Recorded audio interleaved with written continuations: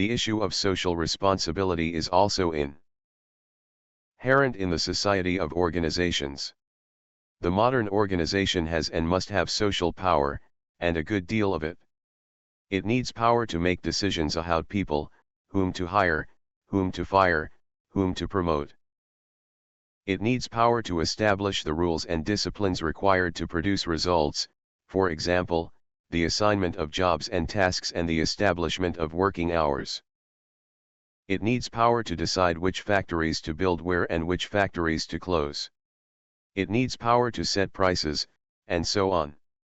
And non-businesses have the greatest social power, far more, in fact, than business enterprises. Few organizations in history were ever granted the power the university has today. Refusing to admit a student or to grant a student the diploma is tantamount to debarring that person from careers and opportunities. Similarly, the power of the American hospital to deny a physician admitting privileges is the power to exclude that physician from the practice of medicine.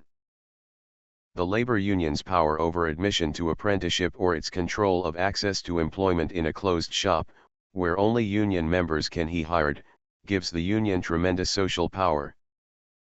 The power of the organization can be restrained by political power. It can be made subject to due process and to review by the courts.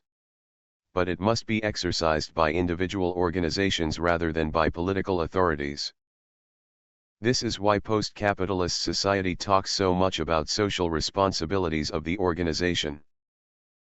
It is futile to argue, as Milton Friedman, the American economist and Nobel laureate does, that a business has only one responsibility: economic performance. Economic performance is the first responsibility of a business. Indeed, a business that does not show a profit at least equal to its cost of capital is irresponsible. It wastes society's resources. Economic performance is the base without which a business cannot discharge any other responsibilities, cannot be a good employee, a good citizen, a good neighbor. But economic performance is not the only responsibility of a business any more than educational performance is the only responsibility of a school or healthcare the only responsibility of a hospital. Unless power is balanced by responsibility, it becomes tyranny. Furthermore, without responsibility, power always degenerates into non-performance, and organizations must perform. So the demand for socially responsible organizations will not go away but rather widen. Fortunately, we also know, if only in rough outline, how to answer the problem of social responsibility. Every organization must assume full responsibility for its impact on employees, the environment, customers, and whomever and whatever it touches. That is its social responsibility. But we also know that society will increasingly look to major organizations, for profit and non-profit alike, to tackle major social ills. And there we had better be watchful, because good intentions are not always socially responsible.